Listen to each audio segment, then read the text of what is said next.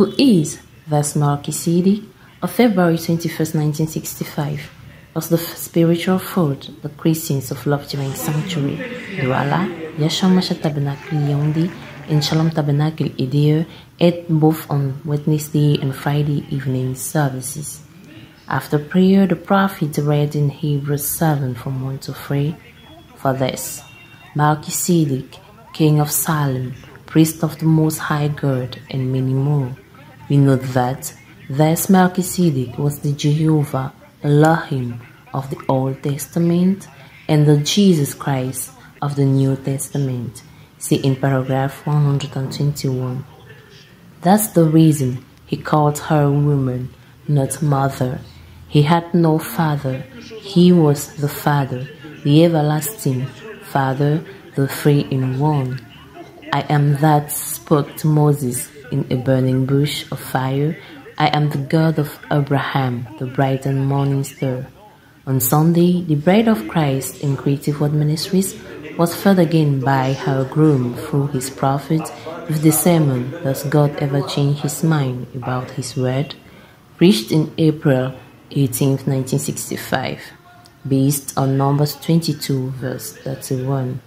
The main purpose of this sermon, as said by the prophet in paragraph 112, is that God has to keep His word in order to stay God.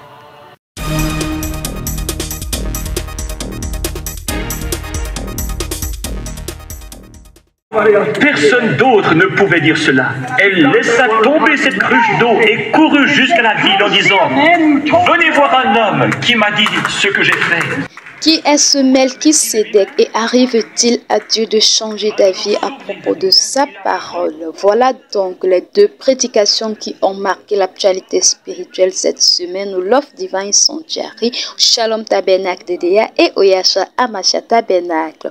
Qui est ce Melchisédek? Une prédication tirée du livre de Hébreux chapitre 7 versets 1 à 3. Melchisédek c'était Dieu car il n'avait ni commencement ni fin de jour. Paragraphe 38. Plus de précision au paragraphe 37 à 45 et 95. Par ailleurs, le Saint-Esprit, toujours dans cette prédication, parle de 3 étapes du dessein éternel. Paragraphe 113 à 115. Arrive-t-il à Dieu de changer d'avis à propos de sa parole? Texte lu. Nombre chapitre 22 verset 31. Pour répondre à cette question, le Saint-Esprit dira au paragraphe 91, je cite, « Dieu ne change pas d'avis au sujet de sa parole originelle. » Fin de citation. Si les gens ne veulent pas marcher dans la volonté parfaite de Dieu, il a également une volonté permissive dans laquelle il nous laissera marcher. Paragraphe 92. Mieux vaut avoir la volonté de Dieu. C'est ce qu'il nous a enseigné. Que ta volonté soit faite, que ton règne vienne, que ta volonté soit faite. Nous devons nous soumettre à sa volonté et à sa parole. Ne la mettez pas en doute. Croyez-la. N'essayez pas de trouver un moyen de la contourner. Prenez-la simplement telle qu'elle est. Tellement de gens veulent la contourner, prendre un autre chemin. Et quand vous le faites, vous constatez que vous continuez comme ça. Vous constatez que Dieu vous bénit. Mais vous êtes en train d'œuvrer dans sa volonté permissive. Par ailleurs, Dieu a promis de nous donner tout ce que nos cœurs désirent. Même lorsque ce sera sa volonté permissive, il nous donnera quand même. Paragraphe 151. Que notre désir soit la volonté parfaite de Dieu et non notre volonté propre. C'est donc avec ce soupir que les enfants de Dieu clôturent la semaine.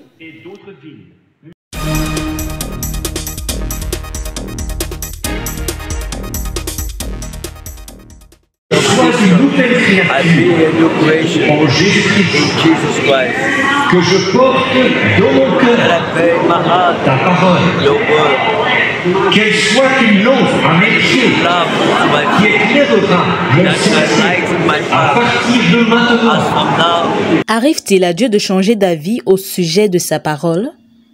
Une question qui sera abordée ce dimanche 7 juillet 2024 par le frère Branham durant l'écoute de sa bande, prêchée le 18 avril 1965 en Amérique.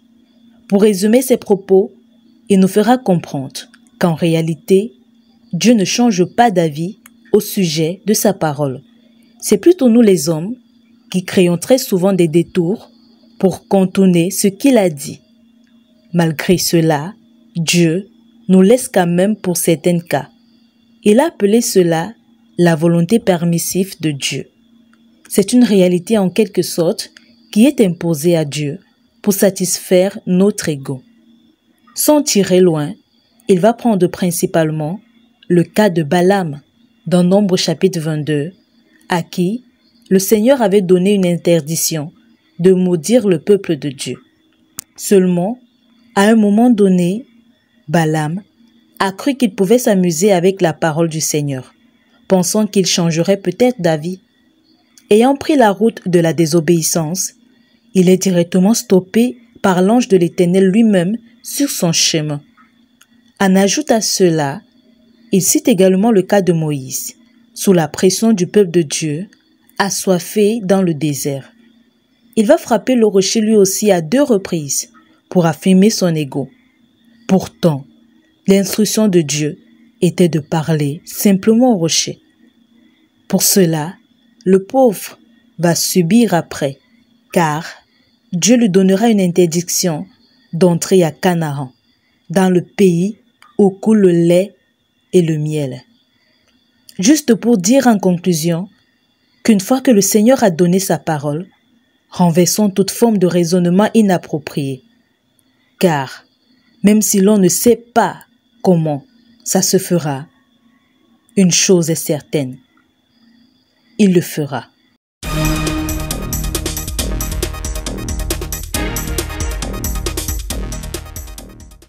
L'Église est inconsolable à l'annonce du départ à la maison paternelle de celui qu'on appela affectueusement l'International.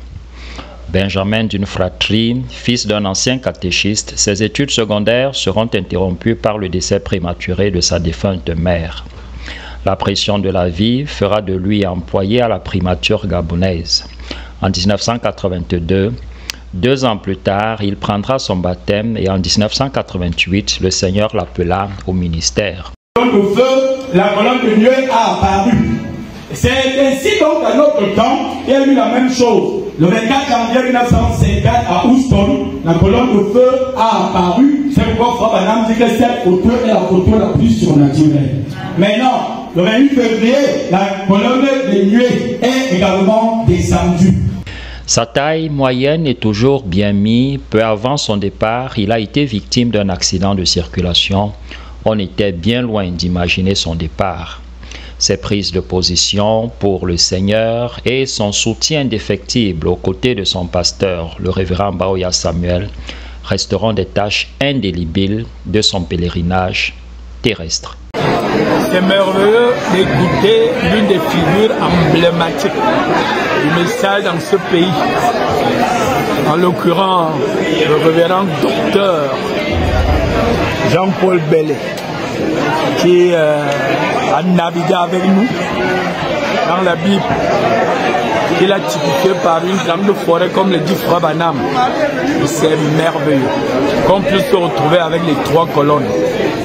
Demain, ça sera le tour du patriarche à Lossa, l'apôtre. Et sans oublier, n'est-ce pas, l'hôte principal, l'organisateur de cette grande cérémonie, de cette grande cérémonie. Nous sommes bénis, nous sommes ravis.